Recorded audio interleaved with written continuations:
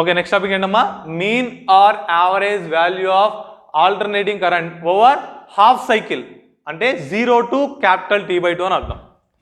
Over half cycle, సరే తుడిపేస్తున్నాను మొత్తం.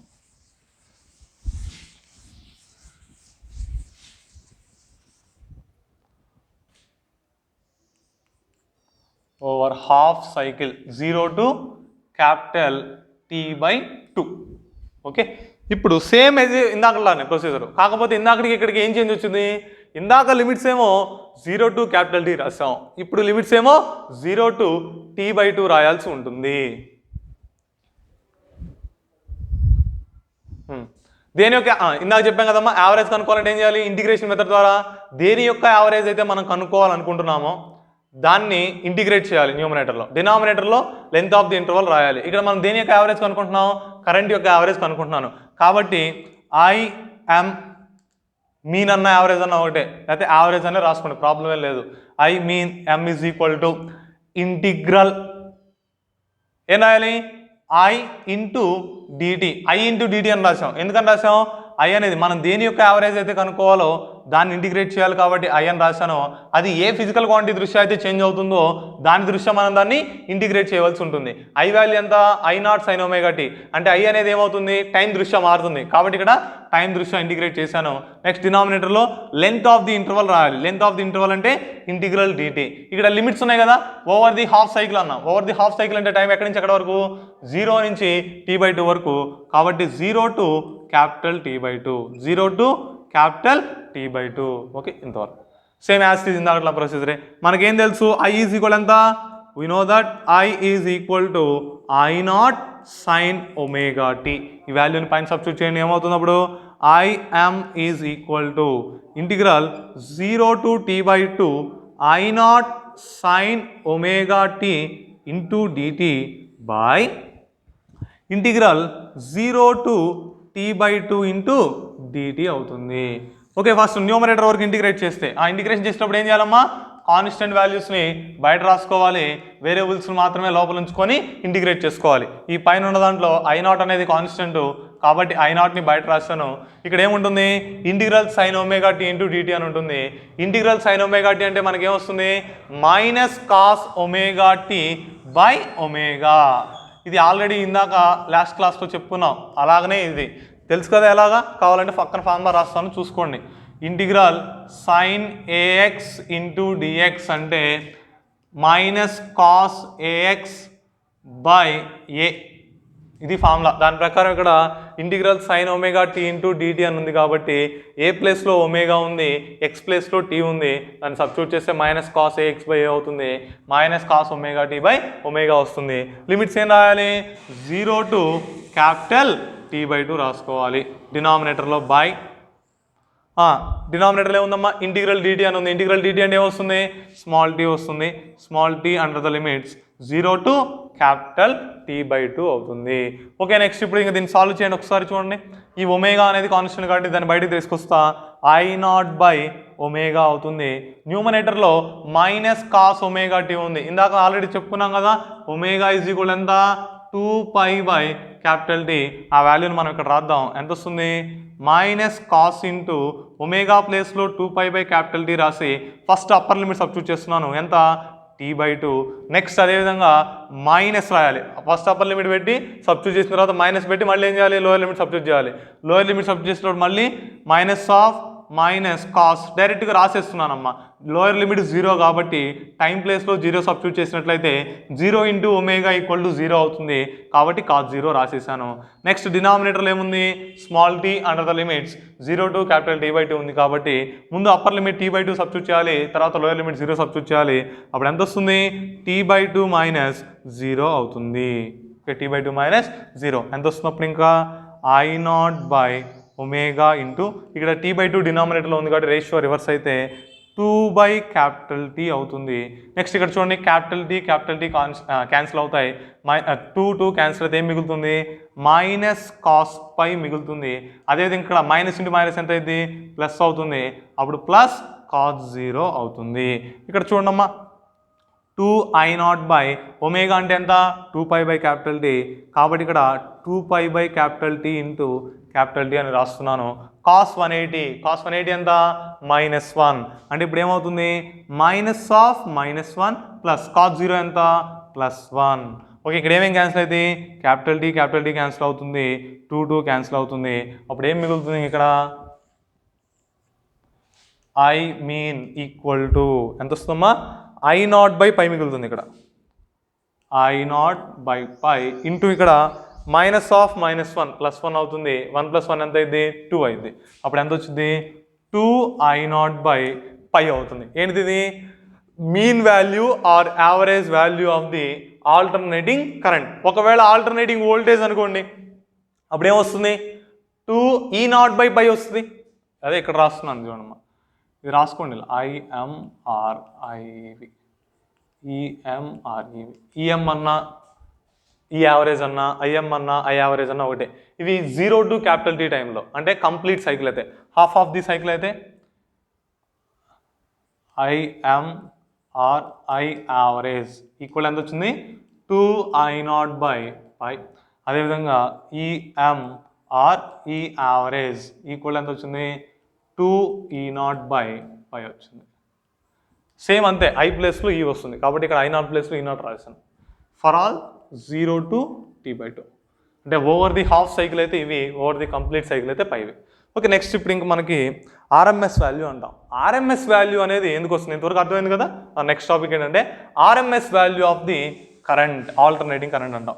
అసలు RMS వాల్యూ అంటే ఏంటి, మనం RMS వాల్యూని ఎందుకు తీసుకోవాలి అంటే, ఫర్ ఎగ్జాంపుల్ మనం ఏదైనా సర్క్యూట్లో కరెంట్ని మెజర్ చేయాలి అంటే ఏ డివైజెస్ని వాడతాం అమ్మీటర్ని వాడతాం. వోల్టేజ్ని కావాలంటే వోల్ట్ మీటర్ని వాడతాం. ఆ అమ్మీటర్ కావచ్చు, వోల్ట్ మీటర్ కావచ్చు, గాల్వోమీటర్ కావచ్చు, ఇవన్నీ కూడా ఏం చేస్తాయంటే యావరేజ్ వాల్యూ ఆఫ్ ది కరెంట్ని మాత్రమే చూపిస్తాయి. మనకి ఏం చూపిస్తాయి యావరేజ్ వాల్యూ ఆఫ్ ది కరెంట్ని ఇండికేట్ చేస్తూ ఉంటాయి. ఇప్పుడు మనం ఆల్టర్నేటింగ్ కరెంట్ తీసుకున్నట్లయితే half of the cycle positive అవుతుంది, half of the cycle negative అవుతుంది. అప్పుడు యావరేజ్ ఎంత మొత్తం 0 అంటే అక్కడ అమ్మీటర్ తీసుకున్న వోల్ట్ మీటర్ తీసుకున్న రీడింగ్ ఎంత వస్తుంది 0 వస్తుంది. దేనికని ఇది ఆల్టర్నేటింగ్ కరెంట్ కాబట్టి ఆల్టర్నేటింగ్ కరెంట్లో యావరేజ్ వాల్యూ ఎంత వస్తుంది 0 కంప్లీట్ సైకిల్లో. అక్కడ ఆల్రెడీ ప్రూవ్ చేశాను I యావరేజ్ ఈక్వల్ టు 0, ఈ average equal to 0 over the complete cycle. Complete సైకిల్లో కరెంట్ కానీ వోల్టేజ్ కానీ యావరేజ్ వాల్యూ 0 అవుతుంది. మరి ఇలాంటప్పుడు మనం ఏ విధంగా కరెంట్ని తీసుకోవాలి అంటే RMS వాల్యూస్లో తీసుకుంటాం. RMS వాల్యూ అంటే ఏమిటి అనేది మనకు తెలియాలి. RMS వాల్యూ అంటే ఫర్ ఎగ్జాంపుల్ ఇక్కడ మనం ప్రాక్టికల్గా వాడుతున్నాం కదా, ఇప్పుడు మీ ఇంట్లో 220 volts వస్తుంది లేకపోతే ఈ 220 volts అనేది ఏంటిది ఆల్టర్నేటింగ్ కరెంట్, అది RMS వాల్యూనే. ఓకే, అది DC కాదు. సరే, RMS వాల్యూ అంటే ఏంటంటే the value of steady current which would produces the same heat as is done by the alternating current in the same resistor in the same time. అర్థమైంది చెప్పింది. మనం తీసుకున్నటువంటి రెసిస్టర్ ఫర్ ఎగ్జాంపుల్ ఇదిగోండి, ఒక resistor తీసుకున్నాను R అనేటువంటి resistor. ఈ R అనేటువంటి రెసిస్టర్కి ఒక ఆల్టర్నేటింగ్ కరెంట్ ఇచ్చాను. ఇది ఆల్టర్నేటింగ్ కరెంట్, AC సింబల్ అది ఆల్టర్నేటింగ్ కరెంట్ ఇచ్చాను. ఒక T టైం, ఎంత టైమో తెలియదు, T టైంలో ఒక 100 joules హీట్ వచ్చింది అనుకోండి. ఇక్కడ ఎంత హీట్ వచ్చింది 100 joules హీట్ వచ్చింది. ఓకే, ఇప్పుడు ఇదే రెసిస్టర్కి DC కనెక్ట్ చేయాలి. DC కనెక్ట్ చేస్తే ఎంత పొటెన్షియల్ డిఫరెన్స్ ఉన్నటువంటి లేకపోతే ఎంత కరెంట్ వెళ్తున్నటువంటి బ్యాటరీని మనం కనెక్ట్ చేస్తే అంతే టైంలో అంతే ఎనర్జీ వస్తుందో దాన్ని మనం దేని కింద తీసుకుంటాం RMS voltage or RMS current కింద. అర్థమైందా చెప్పింది? అర్థం కాలేదు సరే మళ్ళీ ఒకసారి చెప్తాను, నిదానంగా చూడండి. ఒక రెసిస్టర్ తీసుకొని ఆ రెసిస్టర్కి ఆల్టర్నేటింగ్ కరెంట్ని మనం కనెక్ట్ చేస్తే T టైంలో 100 joules హీట్ ఎనర్జీ ఇందులో ప్రొడ్యూస్ అయింది. ఇప్పుడు ఇదే రెసిస్టర్కి మనం ఎంత పొటెన్షియల్ ఉన్నటువంటి ఒక బ్యాటరీని లేకపోతే ఎంత కరెంట్ అయితే వెళ్తున్నటువంటి బ్యాటరీని మనం ఇస్తే అదే టైంలో అంతే ఎనర్జీ వస్తుందో ఆ కరెంట్నేమో RMS కరెంట్ అంటాం, ఆ వోల్టేజ్నేమో RMS వోల్టేజ్ అంటాం. ఇప్పుడన్నా అర్థమైందా? ఫర్ ఎగ్జాంపుల్ ఎందుకంటే మనం ఇక్కడ R అనేటువంటి రెసిస్టర్ తీసుకొని ఒక ఆల్టర్నేటింగ్ కరెంట్ ఇచ్చినప్పుడు T టైంలో 100 joules హీట్ ఎనర్జీ వచ్చింది ఇందులో. ఇప్పుడు ఇదే రెసిస్టర్ Rకి మనం ఎంత పొటెన్షియల్ డిఫరెన్స్ ఉన్నటువంటి బ్యాటరీ ఇచ్చినప్పుడు అంటే ఎంత పొటెన్షియల్ డిఫరెన్స్ ఉన్నటువంటి ఒక బ్యాటరీని కనెక్ట్ చేసినప్పుడు అంతే టైంలో అంతే హీట్ ఎనర్జీ అనేది వస్తుందో అప్పుడు ఆ బ్యాటరీ యొక్క వోల్టేజ్ని ఏమని పిలుస్తారు RMS వోల్టేజ్ అంటారు. ఆ సర్క్యూట్లో ఉన్నటువంటి కరెంట్ని ఏమని పిలుస్తారు RMS కరెంట్ అంటారు. అదే ఇందాక చెప్పింది. The study current the steady current which would produces the same heat as is done by the alternating current in the same resistor in the same time. Alternating current అనేది ఒక రెసిస్టర్లో ఎంత టైంలో ఎంత హీట్ అయితే ప్రొడ్యూస్ చేయగలిగిందో అదే రెసిస్టర్లో ఒక ఆల్టర్నేటింగ్ కరెంట్ అనేది అంతే టైంలో అంతే హీట్ ఎనర్జీని ప్రొడ్యూస్ చేస్తే ఆ వోల్టేజ్ని ఏమని పిలుస్తారు? ఆర్ఎంఎస్ వోల్టేజ్ అంటారు. ఆ కరెంట్ని ఏమని పిలుస్తారు? ఆర్ఎంఎస్ కరెంట్ అని పిలుస్తారు. ఇది ఆర్ఎంఎస్ వాల్యూ అంటే. మనకి ఎప్పుడు కూడా మనం మెజర్ చేసేది కరెంట్ మొత్తము కూడా ఆర్ఎంఎస్ వాల్యూస్లోనే ఉంటుంది, అది గుర్తుపెట్టుకోండి. సరే, ఇక్కడ ఈ ఆర్ఎంఎస్ వాల్యూనే ట్రూ వాల్యూ అంటారు, డైరెక్ట్గా ఐవీతో ఎఫెక్టివ్ వాల్యూస్ అని కూడా అంటారు. ఆర్ఎంఎస్ వాల్యూని ఏమని పిలుస్తారు? ఎఫెక్టివ్ వాల్యూస్ అని కూడా అంటాం. Okay, RMS value of AC. మా ముందు కరెంట్కి ఫైండ్ అవుట్ చేద్దాం, దాన్నే మనం వోల్టేజ్కి కూడా మార్చుకుందాం. ఆర్ఎంఎస్ వాల్యూ ఆఫ్ ఏసీ ఇందాక ఏం చెప్పాం? డీసీలో ఎంతైతే హీట్ ప్రొడ్యూస్ అయిందో ఏసీ వల్ల కూడా అంతే హీట్ ప్రొడ్యూస్ అవ్వాలి. హీట్కి ఫార్ములా ఏంటి? H is equal to I square R into T. I square R into టీనే కాదు, V square by R into T కూడా రాసుకోవచ్చు, V into I into T కూడా రాసుకోవచ్చు. మనకి 3 ఫార్ములాలు ఉంటాయి, ఏ ఫార్ములా కావాలంటే ఆ ఫార్ములా దగ్గర. ఇక్కడ మనకి కేవలం కరెంట్ మాత్రమే కావాలి కాబట్టి, అంటే మనం చేసే దాంట్లో కాబట్టి కేవలం కరెంట్ మాత్రమే తీసుకుంటున్నాను నేను. ఓకే, ఫస్ట్ ఆర్ఎంఎస్ వాల్యూ వచ్చేటువంటి అంటే నథింగ్ బట్ ఏసీలో వచ్చేటువంటి హీట్ రాద్దాం. Heat produced in AC equal to I RMS square into R into T. ఇక్కడ ఈ ఐఆర్ఎంఎస్నే కొన్ని చోట్ల ఐ ఎఫెక్టివ్ అని కూడా రాస్తారమ్మా, ఎలా రాసినా తప్పలేదు. I effective square is equal to R into T. Next ఇదే విధంగా డీసీలో ఎంత హీట్ ప్రొడ్యూస్ అయింది? డీసీలో ప్రొడ్యూస్ అంటే హీట్ ఫార్ములా సేమ్ అదే formula, HDC is equal to I square R into T. I square bar R into T. I square bar అని ఎందుకు రాసామంటే యావరేజ్ వాల్యూ తీసుకుంటాం, అంటే అన్నింటిలో ఒకేలా ఉండదు కాబట్టి యావరేజ్. ఐ స్క్వేర్ బార్ అంటే average of the I square. ఇది రెండు కూడా ఏమంటున్నాం? ఇందాక డెఫినేషన్ ప్రకారం సేమ్ అంటున్నాం. రెండు కూడా ఈక్వల్ అయితేనే అవి ఏమవుతుంది? స్టడీ కరెంట్ అనేది ఆర్ఎంఎస్ వాల్యూకి సమానం అవుతుంది. అంటే from definition of RMS AC definition ప్రకారం ఏమని రాసుకోవచ్చు? IRMS square R into T is equal to I square bar R into T. Sir మీకు ఇక్కడ డౌట్ రావచ్చమ్మా, సార్ ఇక్కడ ఐఆర్ఎంఎస్ స్క్వేర్ రాశారు, ఇక్కడ ఐ స్క్వేర్ రాశారు, ఇక్కడ ఆర్లు మాత్రం మార్చలేదు, టీలు మాత్రం మార్చలేదు. ఎందుకని మార్చలేదు? ఇందాక డెఫినేషన్ చెప్పేటప్పుడు చెప్పా, రెండూ సేమ్ రెసిస్టర్లు, రెండూ ఒకటే టైం కాబట్టి అక్కడ ఆర్ని టీని మనం ఏమి మార్చవలసినటువంటి అవసరము ఉండదు. ఓకే, ఆరు టీ క్యాన్సిల్ అయింది అనుకోండి, ఏం మిగిలిద్ది? IRMS square is equal to I bar square అవుతుంది. ఓకే, ఐ స్క్వేర్ బార్, ఈ స్క్వేర్ అటు పంపిస్తే ఏమైంది? IRMS equal to square root of I square bar. I square bar అంటే average value of the I square. I square యొక్క యావరేజ్ని I square బార్తో indicate చేస్తాం. ఓకే, ఇది ఓకే.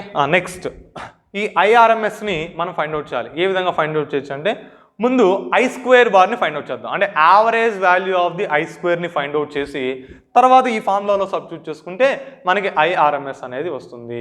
ఓకే, సరే ఏ విధంగానో చూద్దాం. ఐ స్క్వేర్ బార్, అమ్మా ఐ బార్ స్క్వేర్ వేరు, ఐ స్క్వేర్ బార్ వేరు. ఫర్ ఎగ్జాంపుల్ ఇదిగోండి, ఐ బార్ హోల్ స్క్వేర్ అని రాశాను అనుకోండి, ఐ యావరేజ్ యొక్క స్క్వేర్ అని అర్థం. ఐ స్క్వేర్ బార్ అని రాశాను అనుకోండి, అర్థం ఏంటి? స్క్వేర్ ఆఫ్ ది కరెంట్ యొక్క యావరేజ్ అని. రెండు వేరు వేరు, I bar square, I square bar. మీరు రాసేటప్పుడు క్లియర్గా చూసుకుని ఒకళ్ళు ఏం చేస్తారంటే ఈ విధంగా రాస్తారు, ఐ స్క్వేర్ బార్ అంటే ఇలా రాయకూడదు, ఈ విధంగా రాయాలి. I square bar is equal to, ఇక్కడ బార్ అంటే ఏం తెలియజేస్తుంది? యావరేజ్ని తెలియజేస్తుంది. యావరేజ్ అన్నాం అంతేనా? యావరేజ్ కనుక్కోవాలంటే ఏం చేయాలి? ఇంటిగ్రేషన్ మెథడ్ ద్వారా న్యూమరేటర్లో మనం దేని యొక్క యావరేజ్ని అయితే ఫైండ్ అవుట్ చేయాలో దాన్ని ఇంటిగ్రేట్ చేయాల్సి ఉంటుంది. డినామినేటర్లో లెంత్ ఆఫ్ ది ఇంటర్వల్ని రాయాల్సి ఉంటుంది. ఇప్పుడు I bar square is equal to integral ఏం రాయాలి? దేని యొక్క యావరేజ్ కనుక్కున్నాం? ఐ స్క్వేర్ యొక్క యావరేజ్ కనుక్కున్నాం కాబట్టి I square into DT by integral dt. Length of the interval అంటే ఇంటిగ్రల్ డిటి అవుతుంది. ఇక్కడ టైం ఇంటర్వల్ ఏంటి? Over the complete cycle 0 to capital T, 0 to capital T. అక్కడ ఐ స్క్వేర్ అన్నాం, ఐ వాల్యూ ఎంతమా మనకి? I0 sin omega tea.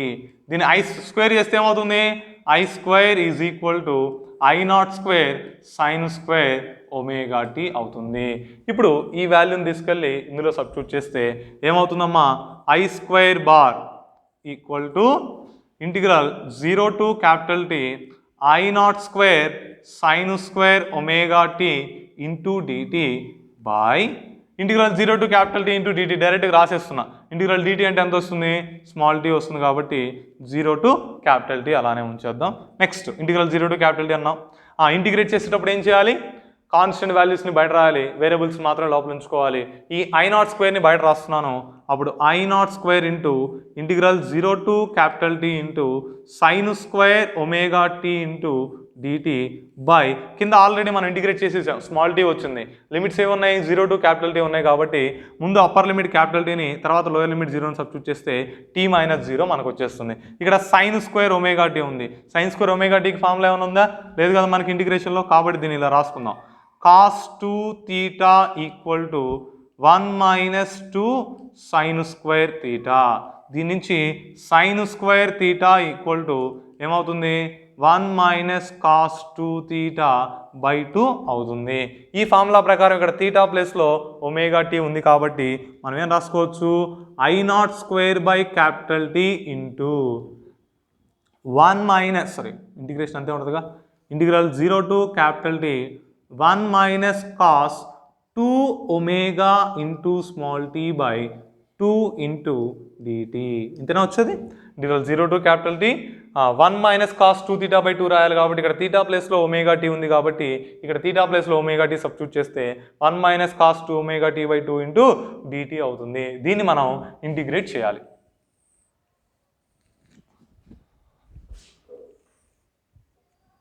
Okay సరే, ఏమొస్తుంది చూడండి, I square bar equal to ఇక్కడ చూడమ్మా 2 అనేది కాన్స్టెంట్ కాబట్టి 2ని బయట రాసేస్తున్నా, ఇంటిగ్రేషన్లో ఉంచాల్సిన అవసరం లేదు. అప్పుడు ఏమైంది, I not square by 2t డైరెక్ట్గా రాస్తున్నా. Integral 1 into dt, integral 1 into dt అంటే ఇంటిగ్రల్ డిటి అనేగా. ఇంటిగ్రల్ డిటి అంటే ఎంత వస్తుంది, స్మాల్ టీ వస్తుంది. Minus next integral cos theta, integral cos theta అంటే సైన్ తీటా, అంతేనా. ఇంటిగ్రల్ కాస్ తీటా అంటే సైన్ తీటా అవుతుంది. అప్పుడు ఏం రాయాలి, సైన్ 2 ఒమేగా టీ. అయితే ఇక్కడ తీటా ప్లస్లో తీటా లేదు అంటే ఎక్స్ ప్లేస్లో ఎక్స్ లేదు కాబట్టి ఏం చేయాలి, దాన్ని డిఫరెన్షియేట్ చేసి వచ్చిన వాల్యూని డినామినేటర్లో రాసుకోవాలి. 2 ఒమేగా టీని డిఫరెన్షియేట్ చేస్తే ఎంత వస్తుంది, 2 ఒమేగా వస్తుంది. కాబట్టి డినామినేటర్లో 2 ఒమేగా టీ బై 2 ఒమేగా రాస్తే under the limits 0 to capital T అవుతుంది. Next I not square by 2 capital T into ఏం చేయాలి, ముందు అప్పర్ లిమిట్ సబ్స్టిట్యూట్ చేయాలి, తర్వాత లోయర్ లిమిట్ సబ్స్టిట్యూట్ చేయాలి. అప్పర్ లిమిట్ సబ్స్టిట్యూట్ చేస్తే capital T minus sine of 2 into omega అంటే ఎంత, 2π బై క్యాపిటల్ T సబ్స్టిట్యూట్ చేస్తే 2π by capital T into capital T by 2 omega వస్తుంది. ఇది అప్పర్ లిమిట్ సబ్స్టిట్యూట్ చేసిన తర్వాత అదేవిధంగా మైనస్ పెట్టి ఏం చేయాలి, లోయర్ లిమిట్ సబ్స్టిట్యూట్ చేయాలి. Minus of lower limit substitute చేస్తే టీ ప్లేస్లో 0 వస్తుంది, 0 minus sine of 2 omega T ఉంది. ఈ టీ ప్లేస్లో 0 సబ్స్టిట్యూట్ చేస్తే సైన్ 0 ఎంత సమానం, 0కి సమానం. కాబట్టి డైరెక్ట్ రాస్తున్నాను, సైన్ 0 బై 2 ఒమేగా. ఇది ఎలా రాసినది అర్థమైంది కదమ్మా. 2 ఒమేగా ఇంటూ స్మాల్ టీ అని ఉంటుంది, స్మాల్ టీ ప్లేస్లో 0ని సబ్స్టిట్యూట్ చేయాలి. 2 ఒమేగా ఇంటూ 0 అంటే 0 అవుతుంది కాబట్టి సైన్ 0 బై 2 ఒమేగా అని రాశాను. ఇప్పుడు I square bar is equal to I not square by 2 capital T into T minus ఎంత వస్తుంది చూడండి, ఇక్కడ క్యాపిటల్ టీ క్యాన్సిల్ అవుతుంది. 2 ఇంటూ 2π ఎంత మిగిలిద్ది, 4π మిగిలిద్ది. సైన్ 4π అంటే ఎంత, 0, సైన్ 4π 0 కాబట్టి 0 రాశాను. మైనస్ ఆఫ్ ఇది 0 కాబట్టి 0 అంతే ఉంచండి. Minus sine 0 by anything equal to 0 కాబట్టి ఇక్కడ 0 రాసాం. ఇంకేం మిగులుతుంది, I square bar equal to I not square by 2t into capital T. TT cancel అయింది అనుకోండి, ఏం మిగిలిద్ది, I square bar is equal to I not square by 2. I square bar is equal ఎంత, ఐ నాట్ స్క్వేర్ బై 2. మనకి IRMS అంటే formula ఏమొచ్చింది, square root of I square bar వచ్చింది. కాబట్టి ఇప్పుడు IRMS is equal to, we know that IRMS equal to ఎంత రాయాలి, square root of I square bar. ఎంత వస్తుందమ్మా ఐ స్క్వేర్ బార్ అంటే, IRMS equal to I square bar ఎంత వచ్చింది, I0² 2 బయట రూట్ ఉంది కాబట్టి రూట్ I0² 2 అవుతుంది. అప్పుడు IRMS ఈక్వల్ టు ఏమైంది I0/√2 అవుతుంది. ఓకే, IRMS ఈక్వల్ ఎంత I0/√2.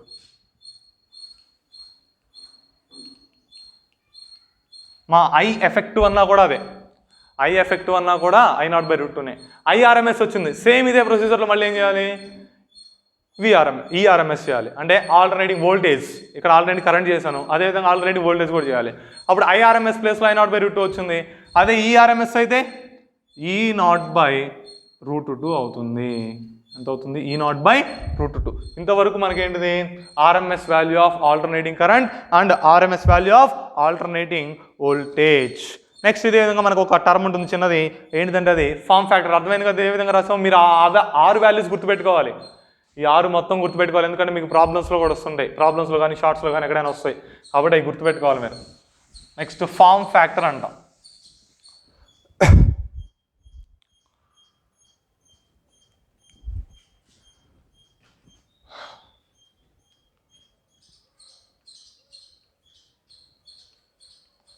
ఫామ్ ఫ్యాక్టర్ అంటే ఏంటి? Form factor is nothing but the ratio of RMS current to average current or RMS voltage to average voltage. RMS current की average కరెంట్కి, లేకపోతే RMS వోల్టేజ్కి average వోల్టేజ్కి, ఈ రెండింటికి ఉన్నటువంటి రేషియోని ఏమని పిలుస్తారు ఫామ్ ఫ్యాక్టర్ అని పిలుస్తారు. సరే ఇక్కడ IRMS/యావరేజ్, సరే ఇక్కడ I/యావరేజ్ అంటే 0 to T రాయము. మనం ఎప్పుడైనా యావరేజ్ వాల్యూ గురించి మాట్లాడుతున్నాము అంటే అది 0 to T/2 వరకే పరిమితం అవుతుంది. సరే ఇక్కడ IRMS ఎంత వచ్చిందమ్మా? IRMS అక్కడ చూడండి ఎంత వస్తుంది I0/√2 వస్తుంది. నెక్స్ట్ అదేవిధంగా I/యావరేజ్ ఎంత వచ్చింది పైన చూడండి, I/యావరేజ్ ఈజ్ ఈక్వల్ టు 2I0/π వచ్చింది. కాబట్టి ఇక్కడ I0/√2/2I0/π. ఓకే, డినామినేటర్లో రేషియో ఏమవుతుంది రివర్స్ అవుతుంది, కాబట్టి I0/√2 ఇంటూ π/2I0.